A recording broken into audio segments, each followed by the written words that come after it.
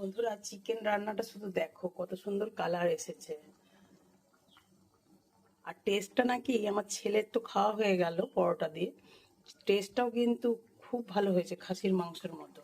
যেহেতু আমি কড়া করে মাংসটাও ভেজে নিয়েছিলাম, আলুগুলোও সেদ্ধ করে ভেজে তুলে রেখেছিলাম, তো এখান থেকে 2 বাটি তোলা হয়েছে।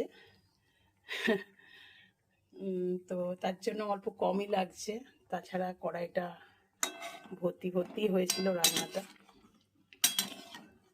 এই দেখো, রান্নাটা কিন্তু দেখেও খুব সুন্দর হয়েছে।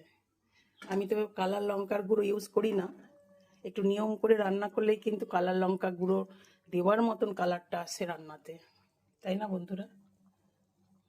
আমি লাল, মানে কাঁচা লঙ্কাটা যখন লাল হয়ে যায় সেইটা দিয়ে রান্না করি, আর তেলের মধ্যে একটু চিনি দিই রান্নার পদ্ধতি অনুযায়ী।